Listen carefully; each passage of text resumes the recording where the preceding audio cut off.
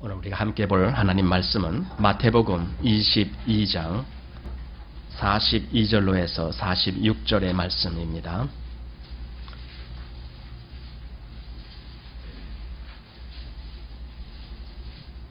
마태복음 22장 42절로 해서 46절 말씀. 자, 우리 다 찾으셨으면은 함께 읽겠습니다. 그 전부터 41절부터 읽어야 좋겠습니다. 자, 다시 읽습니다. 시작. 바리새인들이 모였을 때에 예수께서 그들에게 물으시되 너희는 그리스도에 대하여 어떻게 생각하느냐? 네 자손이냐? 대답하되 다윗의 자손이니이다. 가라사대 그러면 다윗이 성령에 감동하여 어찌 그리스도를 주라 칭하여 말하되 주께서 내 주께 이르시되 내가 내 원수를 네 발 아래 둘 때까지 내 우편에 앉았으라 하셨도다 하였느냐? 다윗이 그리스도를 주라 칭하였은즉 어찌 그의 자손이 되겠느냐 하시니 한 말도 능히 대답하는 자가 없고 그날부터 감히 그에게 묻는 자도 없더라. 아멘.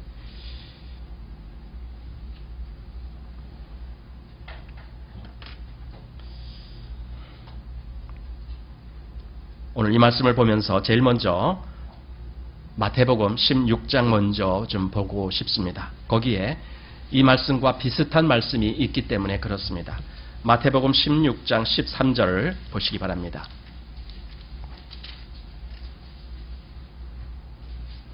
이 16장 13절에 보면은 예수께서 가이사랴 빌립보 지방에 이르러 제자들에게 물어 가라사대 사람들이 인자를 누구라 하느냐? 이렇게 질문합니다.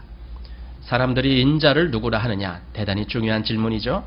그러나 그 다음에 또 중요한 질문을 하십니다. 그것이 15절입니다. 가라사대 너희는 나를 누구라 하느냐? 이렇게 질문하셨습니다. 너희는 나를 누구라 하느냐? 예수님이 왜 이것을 직접 물으셨을까요? 예수님이 사람들에게 질문하신 적은 별로 많지 않습니다. 사람들이 예수님에게 질문한 적은 참으로 많습니다. 이건 왜 이렇습니까? 저건 왜 저렇습니까? 이렇게 질문한 적은 아주 많습니다. 그러나 예수님이 사람들에게 질문한 적은 매우 드뭅니다. 그 중에 지금 마태복음 16장에 사람들이 인자를 누구라 하느냐, 그리고 두 번째로 너희는 나를 누구라 하느냐라는 질문, 매우 중요한 질문입니다. 그때 시몬 베드로가 대답을 합니다. 주는 그리스도시요 살아계신 하나님의 아들이니이다. 이렇게 대답했습니다. 그리고 그 말씀은 정말 바른 대답이었습니다. 주께서 그리스도이시다라는 걸 대답했습니다. 그리고 그 그리스도는 하나님의 아들이시다라는 것을 대답했습니다. 그런데 이제 오늘 읽은 마태복음 22장에는 그 다음에 나오는 질문입니다. 정말 주를 그리스도라고, 그분이 그리스도라고 그렇게 고백을 했다라면은 이제 그 다음 질문이 이겁니다. 그렇다면 너희는 그리스도에 대해서 어떻게 생각하느냐? 바로 이 질문을 한 것입니다. 그것이 오늘 읽은 41절부터 나오는 대목인데 바로 바리새인들이 모였을 때에 예수께서 그들에게 물으시되 너희는 그리스도에 대하여 어떻게 생각하느냐? 이렇게 질문하셨습니다. 그리스도에 대하여 어떻게 생각하느냐? 아마 오늘날 우리가 기독교인이다라는 말은 다른 말로 하면 그리스도인이다라는 말과 똑같은 거예요. 그리스도인이라는 말은 무엇을 뜻하느냐 하면은 그리스도를 어떻게 생각하고 믿느냐 이거예요. 거기에서 결정되는 겁니다. 내가 그리스도를 어떻게 생각하고 그리고 그렇게 믿느냐. 다시 말하면은 이 성경에는 우리 보고 생각하라라는 부분이 참 많이 나와요. 그 중에 지금 오늘 이 부분도 바로 그겁니다. 너희는 그리스도를 어떻게 생각하느냐? 즉 그리스도가 누구라고 생각하느냐? 또는 그리스도가 무엇이라고 생각하느냐? 그리스도가 무엇을 하셨다라고 생각하느냐? 또 그리스도가 너에게 어떤 관계가 있다라고 생각하느냐? 그리스도가 지금 나에게 이렇습니다. 바로 이런 것을 대답할 수 있는 그런 대답이 너에게 있느냐? 이런 여러 가지를 한꺼번에 종합적으로 질문한 것이 그리스도에 대하여 어떻게 생각하느냐? 지금 이 질문입니다. 그리스도에 대하여 어떻게 생각하느냐? 아마 여러분은 마음에 지금 대답을 갖고 계실 겁니다. 하지만 그 대답은 저에게 하지 마시기 바랍니다. 제 귀에 들려주지 마시기 바랍니다. 여러분이 대답을 갖고 계시다라면 여러분들은 그 대답을 살아계신 주님에게 하십시오. 나는 주님을, 나의 그리스도를 이렇게 생각합니다.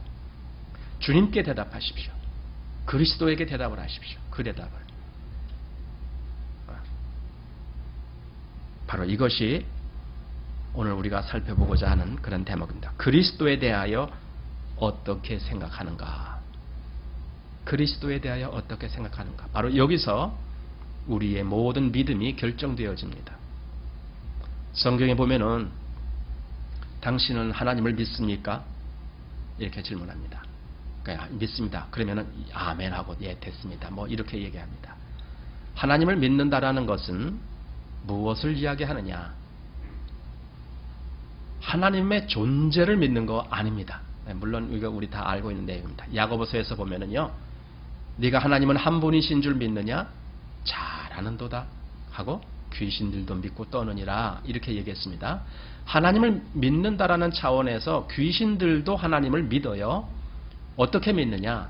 하나님이 정말 한 분이신 줄 믿어요. 하나님이 정말 신이신 줄 믿는다고요. 예를 들어 귀신 들리는 어떤 사람이 예수님이 오심을 보고 아, 지극히 높으신 하나님의 아들 예수요 이렇게 호칭을 합니다. 이미 귀신들도 예수님을 알고 있다는 것입니다. 그는 그렇게 알고 있는 것뿐만 아니라 그렇게 믿고 있는 거예요. 하나님의 아들로. 아, 지극히 높으신 하나님의 아들 예수요 이렇게 믿었어요. 하지만 그리스도인은 그렇게 믿지 않아요. 그 다음에 귀신 들린 자가 한 말이 바로 그것을 증명해 주고 있습니다. 뭐냐면은 나와 당신과 무슨 상관이 있나이까 이렇게 질문하거든요. 이제 그리스도인은 여기서 뭐가 이제 결정되집니다. 나는 그리스도를 나와 어떤 관계에서 믿느냐라는 차원입니다.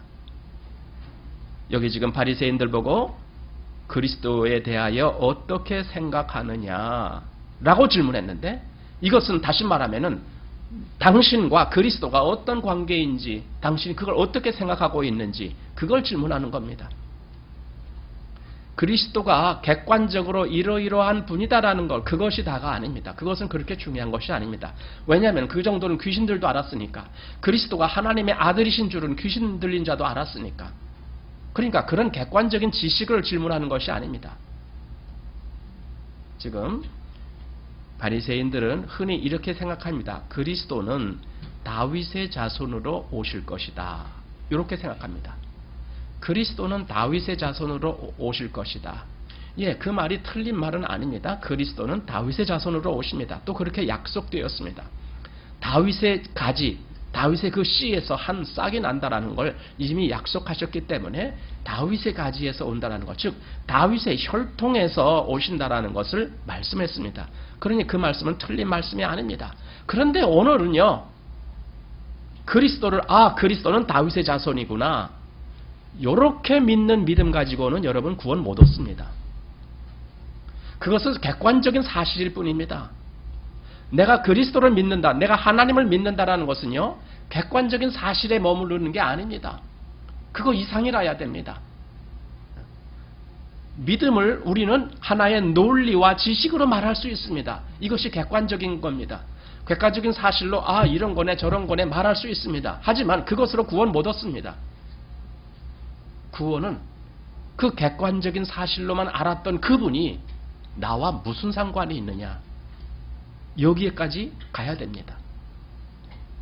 지금 우리가 그리스도를 어떻게 생각하느냐, 그리스도에 대하여 어떻게 생각하느냐라는 차원에 대해서 한 3가지 정도를 생각해야 됩니다. 적어도 첫 번째로 그 그리스도는 하나님이 보내셨다라고 하는 사실이에요. 그리스도는 임의로 그가 오신 것이 아닙니다. 하나님이 보내셨습니다. 여러분은 요한복음 3장 16절의 말씀을 잘 아실 겁니다. 아십니까? 한번 다 같이 외워봅시다. 시작. 하나님이 세상을 이처럼 사랑하사 독생자를 주셨으니 이는 저를 믿는 자마다 멸망치 않고 영생을 얻게 하려 하심이니라. 아멘. 예, 바로 그겁니다. 자, 중요한 것은요, 하나님이 그 독생자를 보내신 겁니다. 왜 보내셨는가? 그 앞에 하나님이 세상을 이처럼 사랑하사 하나님의 모든 역사에 지금 사랑이라는 전제가 깔려 있습니다. 그리고 그 결과로 그의 사랑하는 독생자를 보내셨습니다. 사랑했기 때문에 독생자를 보내셨습니다. 자, 여러분 여기서 바로 이 말씀 속에서 그 말씀이 나와 하나님과의 어떤 관계가 맺어지는지를 여러분 거기서 찾으셨습니까? 하나님이 세상을 사랑하셨다라고 하는데 세상이라는 그런 대단히 광범위한 영역에서만 머물러 있지 마시기 바랍니다. 왜냐하면 내가 세상 속에 있기 때문에 그렇습니다. 내가 세상에 살고 있기 때문에 그렇습니다. 때문에 이 말씀, 즉 하나님이 세상을 이처럼 사랑했다라는 말씀을 읽는 순간에 여러분은 이렇게 해석해야 됩니다. 하나님이 나를 사랑하셨군요. 이렇게 해석해야 됩니다. 그래야 그것이 여러분과 관계가 맺어집니다. 하나님이 세상을 이처럼 사랑하사, 그것이 곧 하나님이 나를 이처럼 사랑하사 독생자를 주셨군요. 이렇게 보아야 됩니다. 바로 이것이 주관적인 관계가 맺어지는 순간입니다. 이것을 다른 말로 믿음이라고 얘기합니다. 믿음. 하나님이 나를 사랑하셨기 때문에 그 독생자를 나에게 보내주셨군요. 이렇게 믿는 믿음. 그냥 하나님이 그 아들 예수 그리스도를 보내셨대. 그런데 문제는 나와는 별 상관이 없어. 이렇게 생각하는 것은 믿음이 아닙니다. 그건 아무리 객관적인 사실, 즉 하나님이 그 아들을 보내셨다라고 하는 그 객관적인 사실을 믿는다 할지라도 그것은 구원 얻는 믿음이 아닙니다. 왜 그러냐면은 아까 말했듯이 귀신 들린 자도 그렇게 믿었으니까. 지극히 높으신 하나님의 아들 예수요. 이렇게 믿었으니까. 귀신들도. 그러니까 그것이 나와 직접적인 관계에서 그 어떤 마음이 그것에 대한 신뢰가 가지 아니하면은 그 모든 믿음이라고 하는 것은 전부 믿음이 아닌 거라고 밝혀지는 겁니다.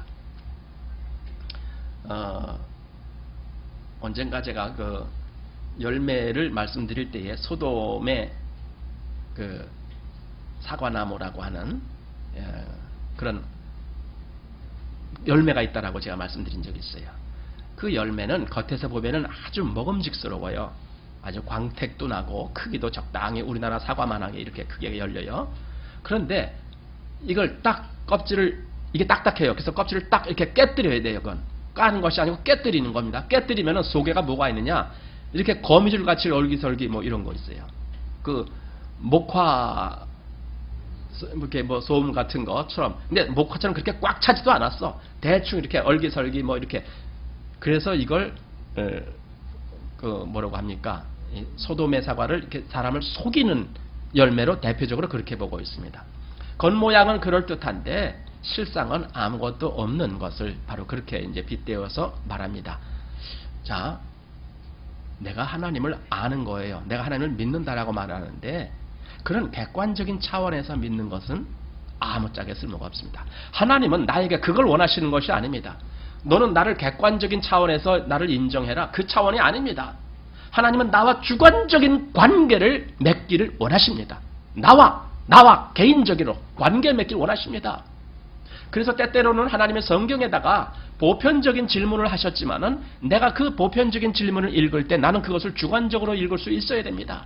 지금 하나님이 세상을 사랑하셨다라고 말할 때 나는 그것이 하나님이 나를 사랑하셨다 이렇게 읽을 수 있어야 됩니다. 이것이 하나님을 주관적으로 보기 시작한 사람의 눈입니다. 이게 시각이 뜨여진 사람입니다. 하나님이 나를 사랑하셨군요. 그래서 그 독생자를 보내주셨군요.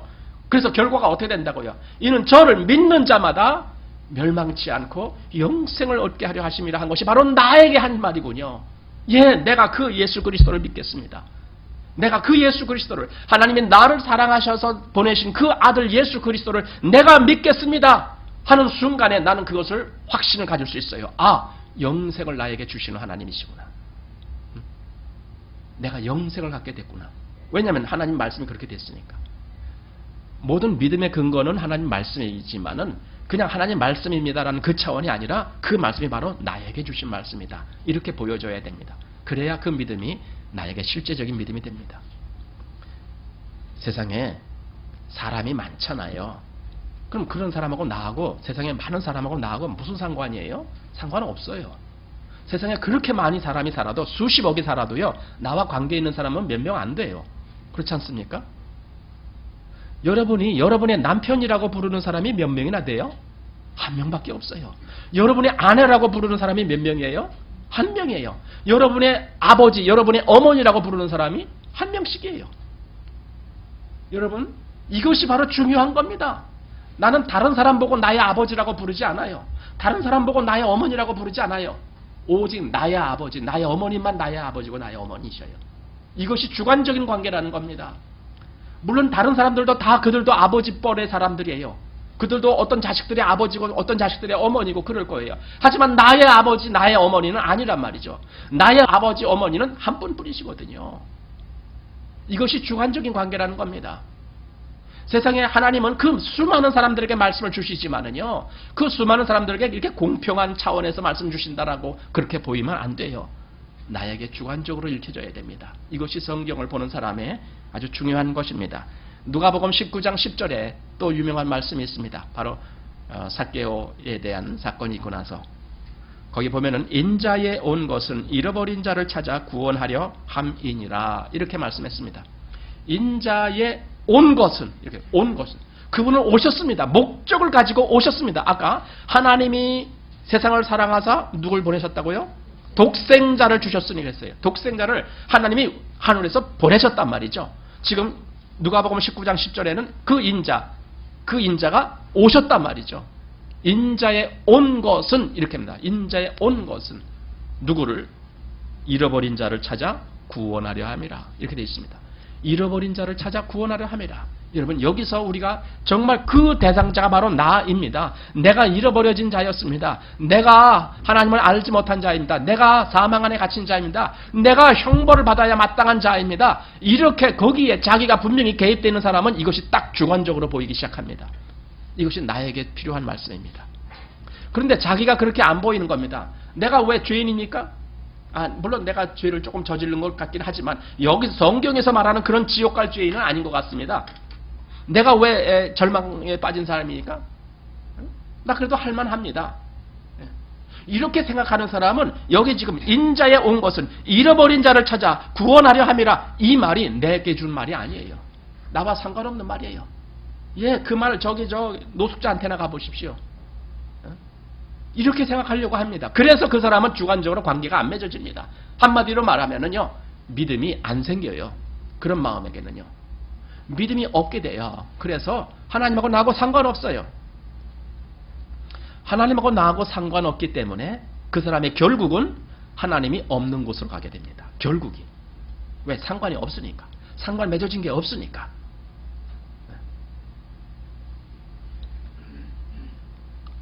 자, 생각해 보십시오. 하나님이 보내셔서 나 같은 죄인, 나같이 잃어버려진 자를 찾아서 그분이 오셨구나 라고 내가 생각합니까? 그 예수 그리스도, 하나님의 아들 그리스도를 생각할 때에 하나님이 나 같은 죄인을 구원하시라고 예수 그리스도를 보내셨구나 이렇게 생각하느냐 이거예요. 아까 오늘 주제가 뭐라고요? 너희는 그리스도에 대하여 어떻게 생각하느냐 그랬어요. 그리스도에 대하여 어떻게 생각하느냐. 그런데 지금 첫 번째가 그거야. 하나님이 그 그리스도를 보내신 이유는 나 같은 죄인을 구원하시려고 보내셨군요. 이렇게 생각하느냐 이거예요. 이게 중요한 겁니다. 그분이 세상에 오신 목적이 그거거든요. 잃어버린 자를 찾아 구원하려고요. 만약에 내가 그렇게 보질 아니하면요, 그분이 오신 것하고 나하고는 상관은 없잖아요. 그분은 그분이고 나는 나예요. 그래도 기독교가 좋다고 실컷 노래 불러요. 상관없는데도요. 그리스도와는 상관없는데 기독교는 좋아. 왜? 기독교라는 문화가 좋아. 요즘 유행이래요, 그게. 그게 뭡니까? 이 세상에 정말 의미 없이 허탄한 그런 시간을 보내는 사람들이 많지만 저는 그렇게 생각해요.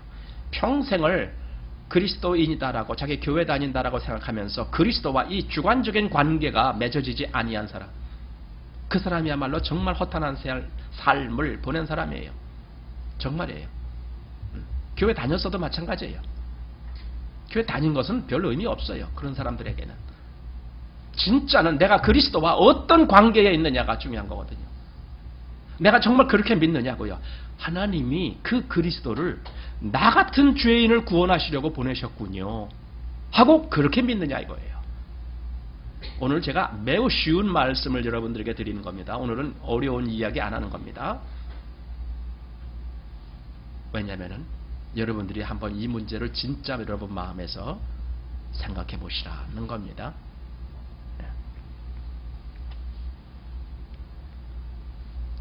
나 같은 죄인을 위해서 그분을 보내셨는데 그럼 왜 나 같은 죄인을 위해서 자기의 독생자를 보내셨는가 했을 때에 아까 우리가 전제로 한 거 뭐냐면 하나님이 나를 사랑하셨구나. 가끔 우리는 어떤 상대가 나를 사랑했는데 내가 그것을 미처 알아차리지 못할 때가 있어요. 세상에서도 그럴 때가 있어요. 그래서 서로 이렇게 엇갈린 사랑을 할 때가 있죠. 이렇게 나는 이 사람을 사랑하는데 이 사람은 딴 사람을 사랑하고 뭐 이렇게 되는 경우가 있죠. 가끔 드라마에 나오는 것 같이. 하나님이 나를 사랑하셨는데 사실 내가 그걸 몰랐었어요. 우리는 성령의 역사라는 걸 알아요. 예수님이 그 보혜사 성령님의 역사가 얼마나 중요하다라는 걸 말씀하셨어요. 그 보혜사 성령님이 무엇을 역사하시느냐? 나에게 하나님의 그 모든 말씀을 깨닫게 해주시거든요. 그래서 진리의 성령이라고 말씀하셨어요. 진리의 성령이 오시면 너희를 진리 가운데로 인도하시리라 이렇게 말씀하셨거든요.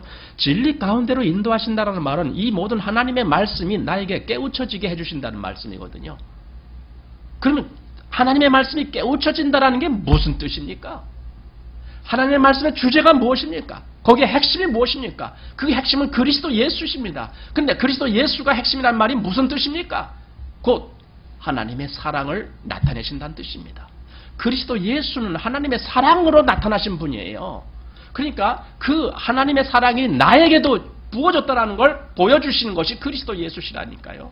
그리스도께서 죄인을 구원하시려고 세상에 임하셨다 하였도다 했을 때에 그 죄인이 바로 나라면은 하나님은 나를 엄청 사랑하셨군요. 이렇게 볼 수 있는 거거든요.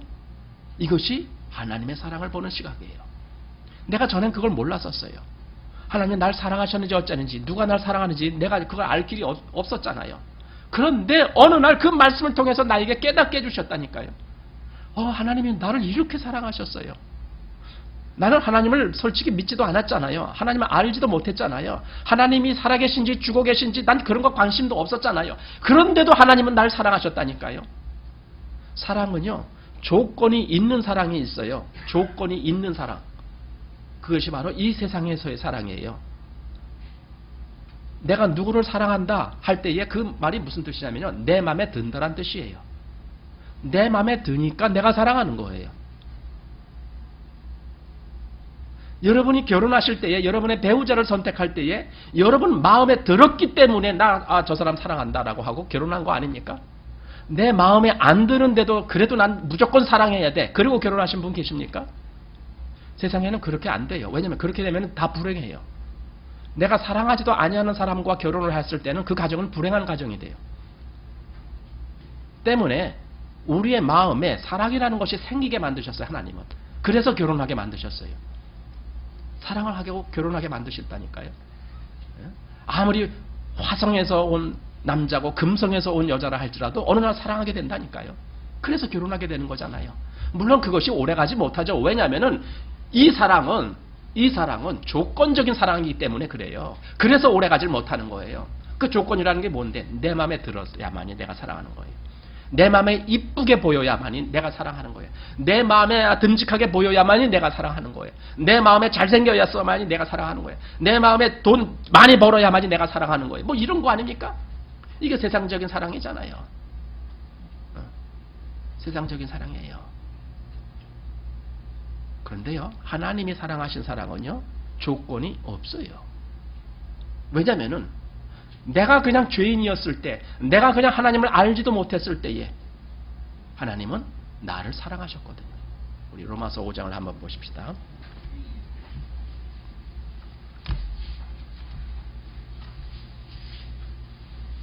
로마서 5장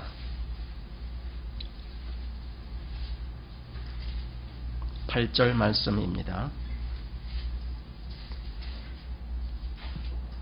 자, 같이 읽어요. 시작. 우리가 아직 죄인 되었을 때에 그리스도께서 우리를 위하여 죽으심으로 하나님께서 우리에게 대한 자기의 사랑을 확증하셨느니라. 아멘. 예, 이겁니다. 이 말을 잘 우리 알아야 됩니다. 우리가 아직 죄인 되었을 때에란 그 죄인 된 그 상태라는 것은요, 내가 전혀 하나님께 아무런 유익을 주지 못할 때예요. 내가 하나님 앞에 아무것도 의롭다라고 또는 아무것도 정당하다라고 인정받지 못할 때예요. 나는 그냥 이 죄로 말미암아 진노를 받아야 마땅한 그런 위치에 있었을 때란 뜻이에요. 한마디로 말하면요, 쓸모없었을 때예요. 그냥 버림받았을 때예요. 그것이 우리가 아직 죄인 되었을 때예요. 그런데 우리가 아직 죄인 되었을 때에, 그런데 어떻게 하세요? 그리스도께서 우리를 위하여 죽으셨어요. 그럼 이게 그리스도께서 우리를 위하여 죽으셨다는 말은 그리스도가 그럼 우리를 사랑했네 이렇게만 읽으려고 해요. 근데 그게 아니에요. 그 다음 보니까 하나님께서 우리에게 대한 자기 사랑을 확증하셨다 이렇게 돼 있어요. 이건 다시 말하면요, 그리스도가 우리를 위해 죽으시는데 그렇게 하게 하신 분이 누구냐? 하나님이시란 뜻이에요. 왜냐하면 그리스도가 하나님의 아들이시거든요. 그러니까 하나님이 당신의 아들, 독생자, 그 사랑하는 아들을 보내셔서 우리를 위하여 대신 죽으시게 만드신 것이 하나님이시거든요. 이렇게 하신 분이 하나님이시라고요. 내가 누구를 사랑을 할 수는 있어요. 그래서 내가 그에게 약간의 도움을 줄 수도 있어요. 어느 가난한 사람 보면은 내가 돈으로 도와줄 수도 있어요. 어떤 손이 필요한 사람이면 내가 하루 가서 일해줄 수도 있어요. 어떤 조언이 필요한 사람이라면 내가 1시간 동안 앉아서 이야기해 줄 수도 있어요. 이런 것은 다 해줄 수가 있어요. 그런데 그를 위해서 내 아들을 죽게 만들 수는 없어요. 나는 그렇게는 못해요. 이 세상에서 아무리 고귀한 사랑을 가진 사람이라 할지라도 어떤 나와 멀리 있는, 별로 그렇게 중요하지도 아니한 그런 사람을 위해서 내 아들을 죽게 만들 수는 없잖아요. 우리가 하는 사랑이 그런 거예요. 그런데 하나님은 그렇게 하신 거거든요. 지금 이 말이 그 말이에요. 우리가 아직 죄인 되었을 때에 그리스도께서 우리를 위하여 죽으심으로 하나님께서 우리에게 대한 자기의 무엇을요? 사랑을. 그렇다면 나는 이 사건 속에서 무엇을 알아야 되냐 하면은 사랑을 알아야 돼요. 하나님의 사랑을 알아야 돼요. 하나님이 나를 사랑하셨기 때문에 이렇게 하셨군요. 이걸 알아야 된다니까요. 이런 글을 읽어도 전혀 사랑이 느껴지지도 아니하고 보이지도 아니하고 깨달아지도 아니에요. 이걸 다른 말로 하면은요, 소경 그러는 거예요. 왜냐면 읽어도 모르니까.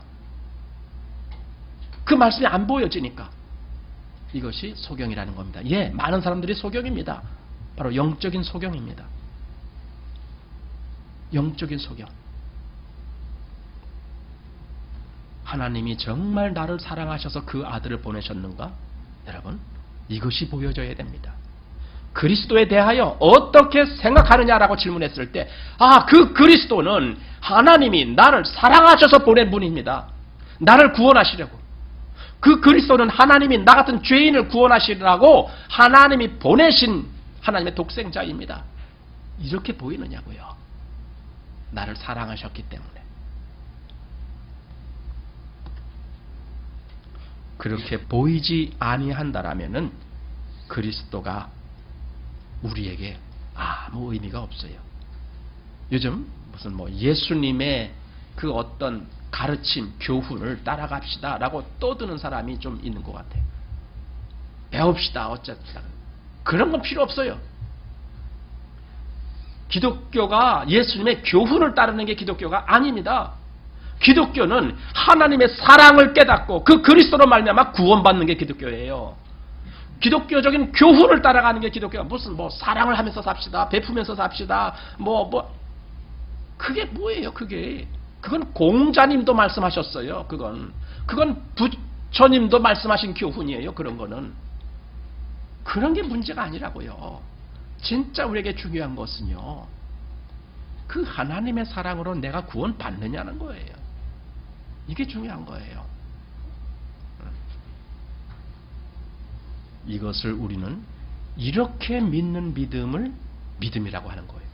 하나님이 나를 사랑하셔서 그 아들을 그리스도로 나에게, 그리스도란 말은 구원자란 뜻이에요. 그 아들을 그리스도로 나에게 보내셨군요 하고 내 마음에서 그렇게 받아들이는 것을 믿음이라고 얘기하는 거예요.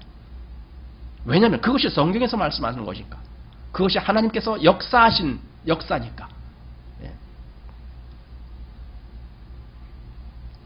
이 그리스도 예수를 내가 바라볼 때에 이것이 보여야 되는 거예요. 하나님의 사랑이, 나를 구원하시기 위한 하나님의 사랑이, 그것이 보이는 거예요. 그래서 우리는 그리스도를 더 보기를 갈망하는 겁니다. 나 그리스도를 더 볼 수 있게 되기를 원합니다. 나 그리스도를 더 알기를 원합니다. 나 그리스도에게 더 가까이 가기를 원합니다. 나 그리스도를 더 사랑할 수 있게 되기를 원합니다. 왜 이런 마음이 생기는 줄 아세요? 바로 이것이 보였기 때문에 그러는 거예요. 하나님의 사랑이 보였기 때문에 그런 거예요. 그 사랑으로 독생자를 보내셨다는 걸 내가 알았기 때문에 그러는 거예요. 그래서 나는 더 알기를 원하는 거예요.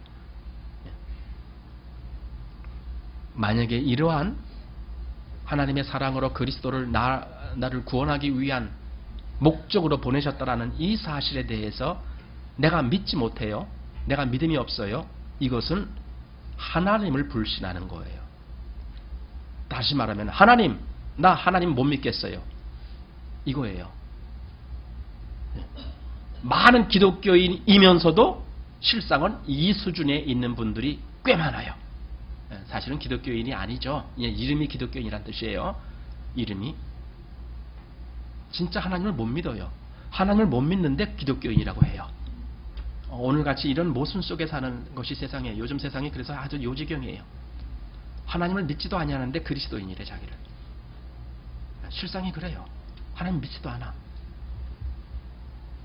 자, 두 번째로, 첫 번째는 그 그리스도가 하나님이 날 사랑하셔서 나를 구원하시기 위해서 보내신 분이라고 그렇게 보는 거예요.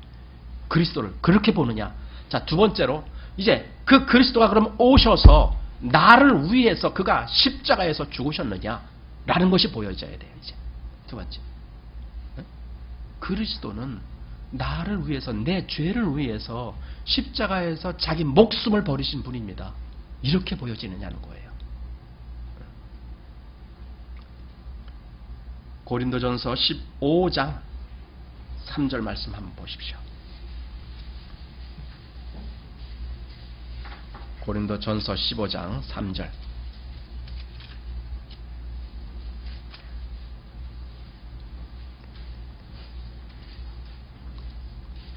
자, 3절, 4절 같이 시작. 내가 받은 것을 먼저 너희에게 전하였노니 이는 성경대로 그리스도께서 우리 죄를 위하여 죽으시고 장사 지낸 바 되었다가 성경대로 사흘 만에 다시 살아나사 됐습니다. 예, 그리스도께서 하신 모든 역사는 성경대로입니다. 성경에 기록된 대로입니다. 그리스도는 즉각 생각나는 대로 이렇게 행동하신 분이 아니라 성경에 기록된 대로 그렇게 모든 것을 끝까지 순종하신 분이에요. 그런데 성경에 그럼 무슨 내용이 기록되어 있는데 그러느냐 했을 때 이제 나오는 거예요. 뭐냐고요? 여기 다시 한번 성경대로 그리스도께서 무엇을 위하여? 우리 죄를 위하여 죽으시고. 여러분, 이것이 믿어집니까?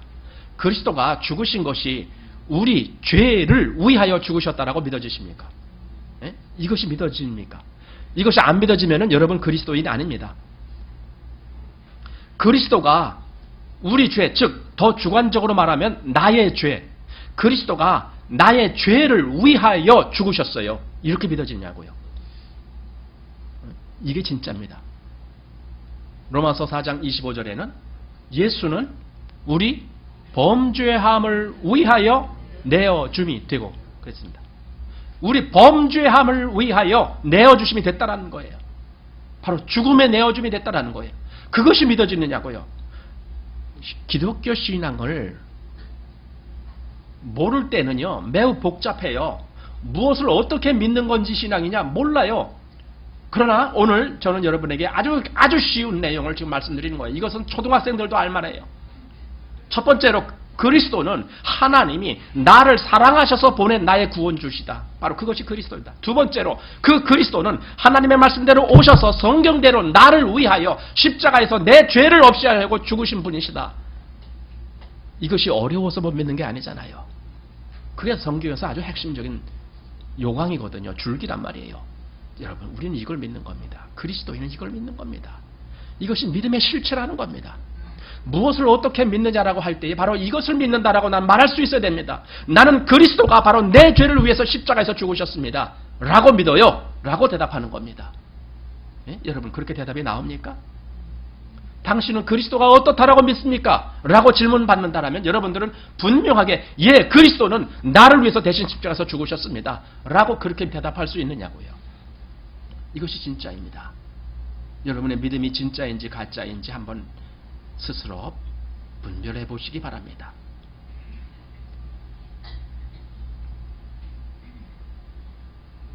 아까 로마서 5장 8절 읽었잖아요. 거기 또 한번 새겨 보십시오. 우리가 아직 죄인 되었을 때에 누가?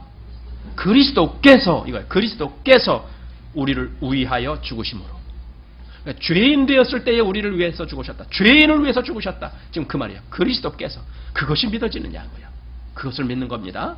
자, 그 십자가에 못 박히신 그리스도가 바로 죄인인 나를 위하여 죽으신 것이다 라고 믿어지는 거예요.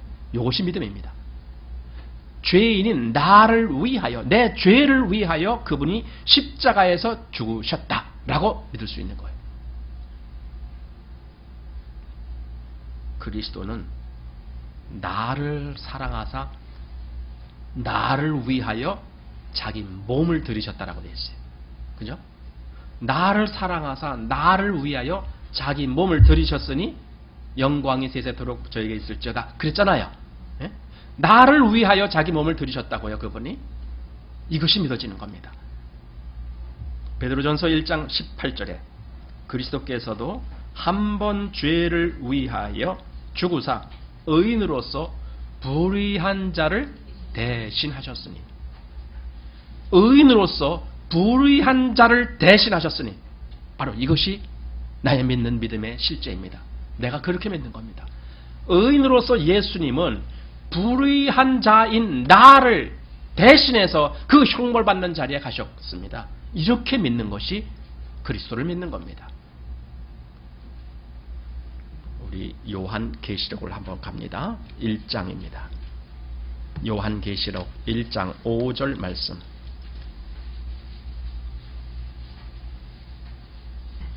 자, 여기 보면은 5절 보면은 또 충성된 증인으로 죽은 자들 가운데서 먼저 나시고 땅의 임금들의 머리가 되신 예수 그리스도로 말미암아 은혜와 평강이 너희에게 있기를 원하노라 하고 같이 시작. 우리를 사랑하사 그의 피로 우리 죄에서 우리를 해방하시고. 여러분, 다시 한번 보십시오. 우리를 어떻게 했기 때문에? 사랑했기 때문에.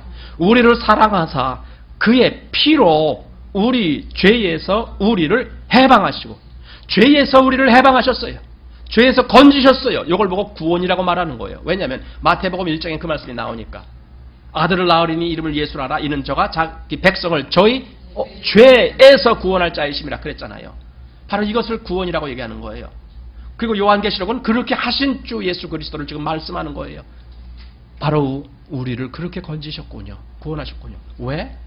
왜 그랬을까요? 우리를 사랑하사. 우리를 사랑하사. 정말 그가 나를 사랑하는데, 세상에서도 누가 나를 사랑하는데 내가 그 사랑을 전혀 모르고 있어요. 전혀 모르고 있어요. 이건 불행한 거예요. 불행할 뿐더러 그 마음은 뭔가 잘못된 마음이에요.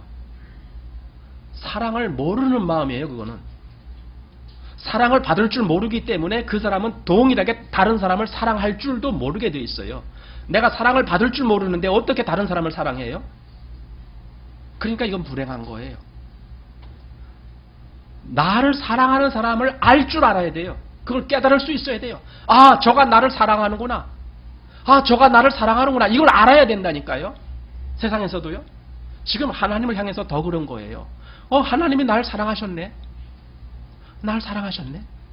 예수 사랑하심은 거룩하신 말일세. 우리들은 약하나 예수 권세 많도. 그리고 후렴 날 사랑하심. 또 날 사랑하심. 날 사랑하심. 어디 써 있어요? 성경에 써있는. 바로 이거예요. 이 찬송가 얼마나 단순한 찬송가입니까? 애들도 부를 수 있는 찬송가예요. 그러나 이게 얼마나 아주 심오한 진리를 담고 있습니까? 나를 사랑하셨네요. 그분이 날 사랑하셨네요. 이것이 그 사랑을 발견한 사람의 찬송가요, 고백입니다. 간증이고요. 간증은요, 여러분 간증 어렵게 생각하지 마세요. 와, 그분이 날 사랑하셨다는 걸 내가 이제 깨달았습니다. 이게 간증이에요. 내가 이제 깨닫고 내가 그분을 믿어요. 이제 이게 간증이라니까요. 내가 그분의 사랑을 깨닫고 내가 이제 그분을 믿게 됐습니다가 간증이라니까요. 여러분 이런 간증할 수 있어야 됩니다. 다 여러분이 다. 여러분이 누구한테 전도한다라고 할 때에 여러분은 어떻게 전도할 겁니까? 여러분이 목사처럼 전도할 겁니까? 여러분이 무슨 뭐 신학도들처럼, 신학 연구하는 사람들처럼 그렇게 할 겁니까? 그렇게 못하잖아요. 예, 그래도 여러분은 전도할 수 있어요. 어떻게 합니까? 나는 하나님이 날 사랑하시는 것을 어느 날 내가 깨닫게 됐어. 그래서 나도 그 사랑을 알고 내가 그래서 하나님을 믿게 됐어. 그래서 하나님의 모든 그 은혜의 축복을, 하늘의 축복을 받게 됐어. 그리고 나는 너도 나와 같이 그렇게 되기를 원해. 이게 전도예요. 이게 전도예요. 얼마나 쉽고 간단합니까? 여러분 그래서 무슨 전도가 돼요? 아유 이렇게 됩니까? 성경을 한 2시간 동안은 이렇게 보여줘야죠. 그렇게 됩니까? 여러분 전도는요, 그 능력은 우리에게 있는 게 아니에요. 그 능력은 하나님께 있어요. 전도에 미련한 것으로 구원 얻는 자들을 뭐 구원하시기를 기뻐하셨도다 그랬잖아요. 예? 전도에 미련한 거, 우리는 미련한 방법으로 하는 것 같지만은 거기에 하나님이 역사하시면 거기서 구원이 일어난다니까요. 그러니까 그건 미련한 게 아니에요. 그거는요. 오히려 사람이 지혜롭게 한다고 별별 꾀를 다 내는데 그게 미련한 거예요. 오히려. 왜냐하면 하나님께 있어서는 인간의 지혜가 미련하다라고 했으니까. 진짜 우리는 전도를요 마음에서 할 수 있어야 돼요. 내가 뭘 얘기할까? 가장 핵심적이고 가장 중요한 것을 말씀하세요. 그게 뭡니까? 하나님의 사랑이에요. 하나님의 사랑이에요. 그리고 그 사랑을 내가 알고 내가 믿어서 그래서 내가 구원받았습니다. 그리고 당신도 나처럼 구원받기를 원합니다. 아, 이거보다 더 간단하고 더 분명한 전도가 어디 있어요? 바로 이겁니다. 여러분 그렇게 전도하세요. 그냥 여러분의 친구가 있거들랑 그렇게 전도하세요. 여러분의 이웃이 있거들랑 그렇게 전도하세요. 여러분의 친척 중에서도 아직 하나님을 모르는 자에게 그렇게 전도하세요.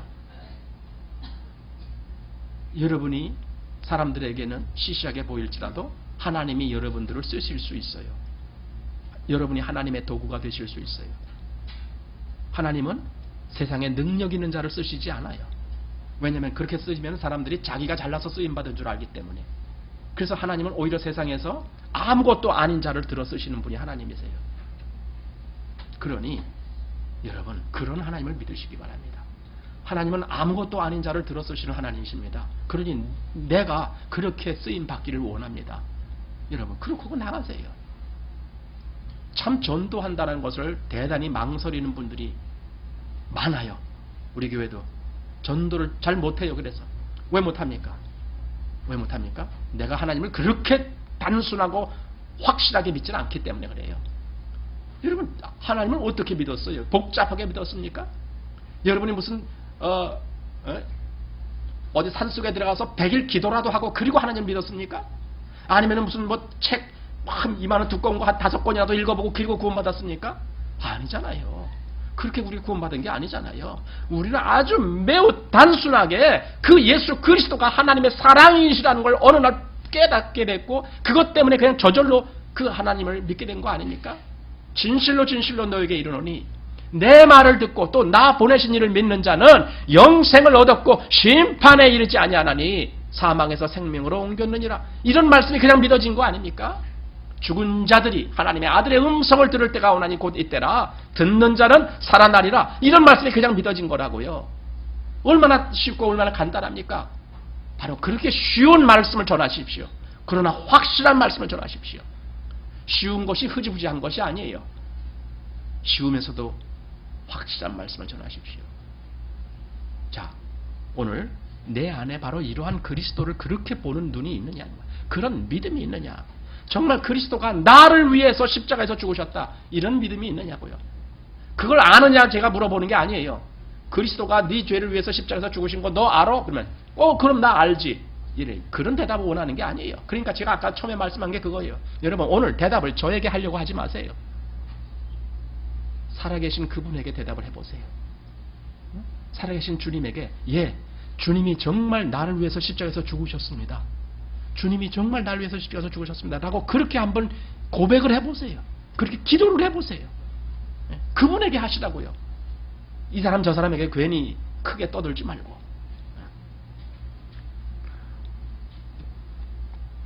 세 번째, 이제 우리가 그리스도를 어떻게 생각하느냐의 세 번째인데, 이제 그분은 부활하셔서 영광 가운데 들어가셔서 하늘의 보좌 우편에 앉으신 분입니다.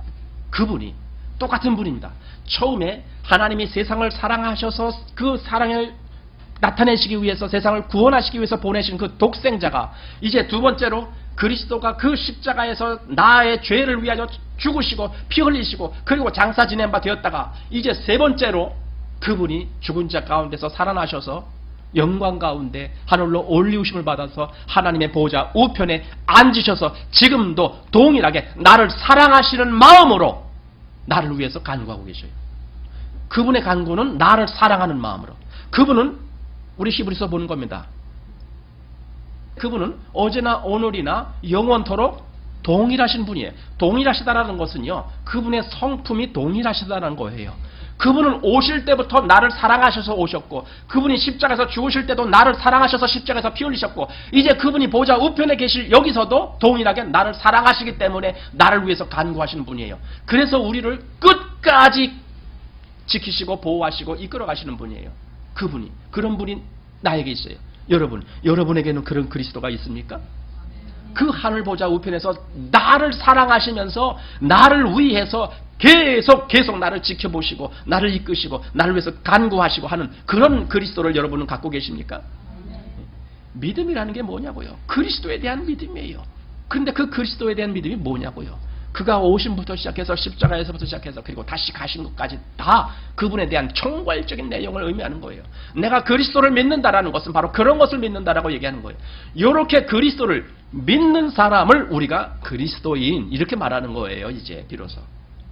그렇게 믿지도 아니하는 사람은 그리스도인이라고는 할 수 없어요. 애석하지만 그리스도인이라고 불러줄 수가 없어요. 그렇게 안 믿어지는 사람은. 자, 히브리서 1장을 봅니다. 히브리서 1장 3절 말씀.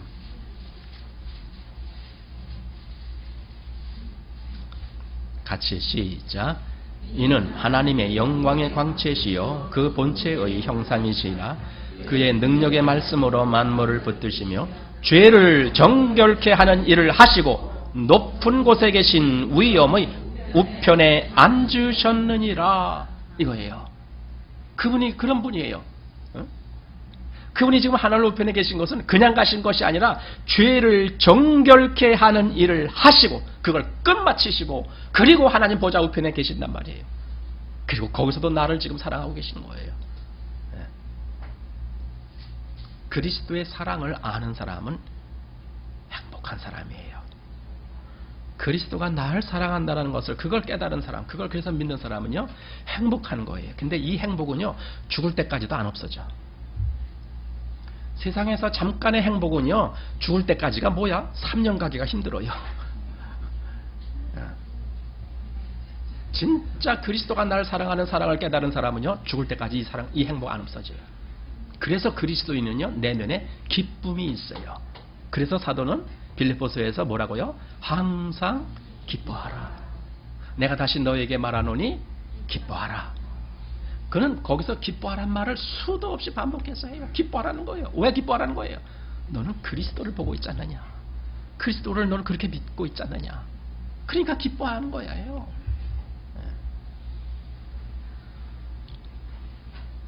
십자가에 달리셨던 그 그리스도가 이제 하나님 보좌 우편에 계세요. 우리 잘 아는 요한복음 14장에 뭐라 그랬어요?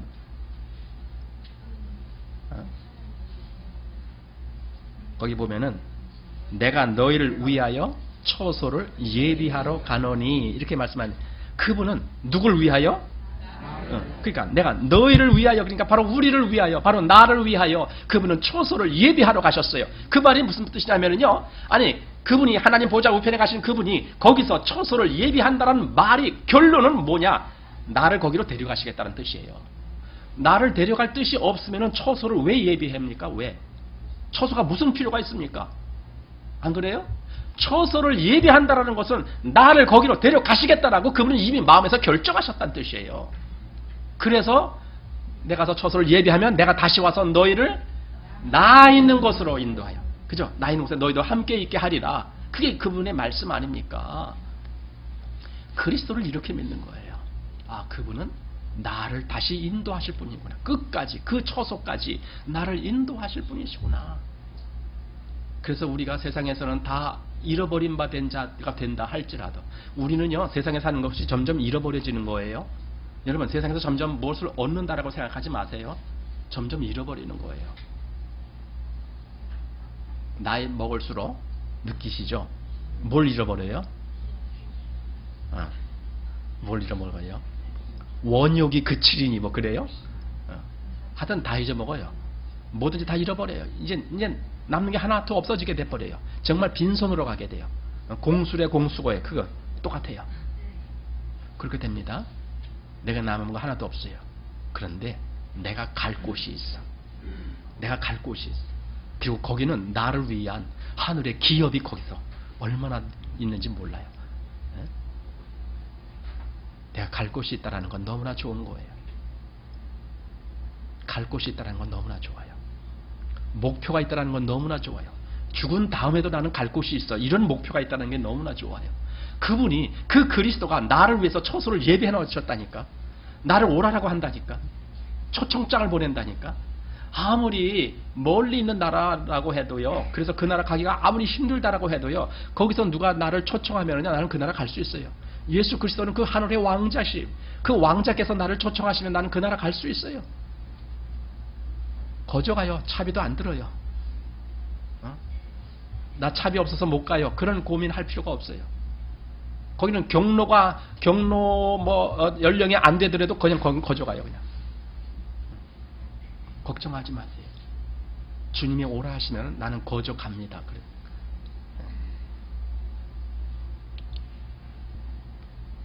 그리고 그는요, 나중에 또 약속하셨어요. 그분은 영광 가운데 다시 오실 것이다. 우리를 위하여.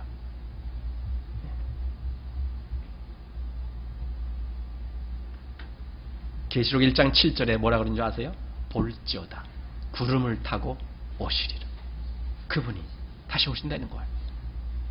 사도행전 1장 11절에 이렇게 되어 있습니다. 너희 가운데 하늘로 올리우신 이 예수는 하늘로 가심을 본 그대로 오시리라 그랬었거든요. 자, 내가 이제 그리스도를 믿어요. 내가 그리스도를 믿어요. 그분이 처음에 오실 때에 하나님이 나를 사랑하셔서 그분을 보내셨어요. 그리고 그분은 나를 사랑하시기 때문에 십자가에서 그 온 피를 쏟으면서 자기를 버리시면서 나를 구원하시려고 그렇게 죽으셨어요. 그리고 또한 그 그리스도는 나를 사랑하셔서 이제 부활하셔서 하나님의 우편에 계셔서 계속 나를 위해서 간구하시고 내가 갈 처소를 그분이 다 예비하셨어요. 그리고 그분이 장차 이제 다시 오실 거예요. 다시 오실 거예요. 여러분, 내가 그 그리스도를 그 시작부터 해서 이렇게 가신 그 그리스도를 다 내가 그를 그대로 믿느냐고요. 그리스도를 믿는다는 게 그런 거예요. 그리고 이것이 기독교 전체예요. 이것이 기독교라는 전체의 그 아주 핵심적인 믿음의 어떤 그 요강이라고 말할 수 있어요. 그리스도를 그렇게 믿는 게 기독교라니까요. 자, 아까 바리새인들에게 질문하셨잖아요. 마태복음에서. 바리새인들에게 42절에 너희는 그리스도에 대하여 어떻게 생각하느냐? 이렇게 질문하셨잖아요. 예, 그렇게 질문하셨어요. 거기 바리새인들에게 질문하셨어요. 하지만 이 질문은 바리새인들이 아니에요. 지금 나에게 질문하는 거예요. 너는 그리스도에 대하여 어떻게 생각하느냐 했을 때 여러분이 정말 그리스도를 아까 제가 말씀드린 그렇게 믿고 있다라면은 그렇게 대답하시는 거예요. 예, 그리스도는 나를 사랑하셔서 하나님이 보내셔서 오셨군요. 그리고 나를 사랑하시기 때문에 십자가 달려서 피 흘려 죽으셨어요. 내 죄를 다 갚으셨어요. 그게 그리스도예요. 나의 그리스도예요. 그리고 그분은 죽음 권세에서 다시 일어나셔서 부활하시고 하나님 우편에 계셔서 내 처소를 예비하셨어요. 그리고 이제 다시 나를 부르러 오실 거예요. 물론 그 전에 내가 갈 수도 있지만은 내가 안 가고 이 세상에 있으면은 나를 부르러 오실 거예요. 라고 신나게 대답할 수 있느냐고요. 그리스도를 그렇게 믿느냐고요. 그리스도에 대하여 너는 어떻게 생각하느냐? 다윗의 자손이냐? 여기 그 뒤에 왜 바리새인들은 그렇게 믿고 있었어요? 예, 그거 틀린 말이 아니에요. 다윗의 자손이라고 믿는 게 맞는 믿음이에요. 혈통적으로 다윗의 자손이니까 그렇게 믿는 게 맞아요. 하지만 그것은 예수님 바라는 믿음이 아니라는 거예요. 진짜는 그가 나의 주님이시다는 걸 믿을 수 있어야 돼요. 왜냐하면 다윗도 예수님을 주님이라고, 다윗도 그리스도를 주님이라고 불렀기 때문에. 그게 바로 시편 110편에 나온 대목 아닙니까? 주께서 내 주께, 여기 주가 둘이 나와요. 그 시편 110편을 보면은요, 여호와께서 내 주께 이렇게 돼 있어요. 그냥 앞에 여호와, 여기서 앞에 나오는 주는 성부 하나님을 의미하는 거예요. 그리고 내 주께, 이거 주가 두 번 나오잖아요. 이 두 번째 주는 바로 예수 그리스도를 의미하는 거예요. 그러니까 하나님 아버지께서 그 아들 독생자에게 이렇게 말씀하는 건 똑같은 거예요. 주께서 내 주께 이르시되 내가 네 원수를 네 발 아래 둘 때까지 내 우편에 앉았으라 하셨도다 하였습니다. 만약에 다윗의 자손으로 끝나는 분이 그리스도라면은 어떻게 다윗이 그분을 보고 주라고, 어떻게 자기 자식을 보고 주라고 말하는 사람이 어디 있어요? 그 말이 안 되잖아요. 그러니까 이건 그게 아니에요. 혈통적으로는 다윗의 자손으로 오셨지만은 실상 그분은 이미 존재하시는 분이에요. 이미 그분은 위에 계신 분이고, 이미 그분은 아버지 품속에 계신 분이고, 그래서 다윗조차도 그분을 자기의 주라고 고백했습니다. 그렇다면은 지금 바리새인들에게 사실 이 말씀 하고 싶은 거예요. 너희도 그리스도를 너의 주라고 생각하느냐 이거예요. 너희도 그냥 다윗의 자손입니다 어쩝니다 떠들 그따위 지식 같은 건 필요가 없다. 너희도 그리스도를 주라고 믿어야 된다 이거예요. 너의 주로, 나의 주라고. 너희도 그리스도를 그렇게 믿어야 된다는 거예요. 지금 이 핵심이 그겁니다. 그리스도에 대하여 어떻게 생각하느냐 했을 때에 뭐 중얼중얼 이런 말이 필요가 없는 거예요. 예, 그분이 나의 주입니다. 제가 지금 그리스도에 대해서 그분이 오신 것부터 시작해서 그분이 십자가부터 시작해서 그분의 부활과 승천의 모든 것을 여러분에게 말씀드렸어도요, 여러분은 한눈에 그렇게 말할 수 있어야 되는 거예요. 예, 그 그리스도가 나의 주예요. 여러분의 아버지가 세상적으로 크게 뭐 사업을 하는 분이에요. 기업을 해갖고 회장님이에요. 그래서 뭐 회사를 뭐 한 10채를 갖고 있다고 한번 생각해 봅시다. 사람들이 얘기하는 거예요. 사람들이 나는 몰라. 사람들이 나는 우리 아버지는 알아. 왜? 그분이 높은 큰 일을 하시는 회장님이니까. 그러니까 사람들이 여기저기서 막 모여서 하는 얘기야. 아무개 그 회장님 대단한 분이야. 그분은 회사가 10개씩이나 있고 회사를 어찌나 잘 경영하는지 뭐 작년에도 뭐 흑자가 얼마큼이고 뭐 이런 얘기를 쫑알쫑알 해요. 그럼 내가 그 옆에 가서 뭐라고 그래요? 당신들이 말하는 그 사람이 바로 내 아버지요. 이렇게 말할 수 있잖아요. 그분이, 이 그리스도가 그렇게 사랑하셔서 오셔서 십자가에서 죽으시고 부활하셔서 승천하신 그 그리스도가 내 주입니다. 나의 주이십니다. 나의 주예요. 다윗도 그리스도를 자기의 주라고 고백했어요. 똑같은 믿음의 얘기. 나도 그리스도를 나의 주라고 고백하는 거예요. 여러분, 이것을 믿음이라고 이야기하는 겁니다. 여러분이 그렇게 믿으시기 바랍니다. 그리스도에게, 주님에게, 바로 주님이 나의 주입니다. 누가 그렇게 대답했어요? 주는 그리스도시요? 나중에 또 누가 또 고백하는 대목이 나와요. 디두모라 하는 도마가 나의 주시요 나의 하나님이시니다. 또 이렇게도 고백했어요. 바로 이런 것이 직접적으로 주관적인 관계 속에서 고백되어진 신앙이거든요. 바로 나의 주답니다. 당신은 나의 주님이시요 나의 하나님이시요 이렇게 고백하는 거거든요. 바로 이런 고백을 우리가 대답하기를 원하는 겁니다. 지식으로가 아닙니다. 지식으로 예수님이 하나님의 아들로 오셨대. 그래서 그분이 세상을 위해서 죽으시고 십자가에 죽으셨대. 이런 거 100번 이야기해봐 소용없습니다. 여러분, 그 그리스도가 나의 주이십니다. 라고 고백하느냐 이거예요. 이런 고백이 분명히 있어야 됩니다. 그래서 그 그리스도가 나의 구원주이십니다. 그 그리스도가 나의 생명이십니다. 그 그리스도가 나의 빛이십니다. 그 그리스도가 나의 소망이십니다. 그 그리스도가 나의 전부이십니다. 이렇게 고백할 수 있기를 바랍니다.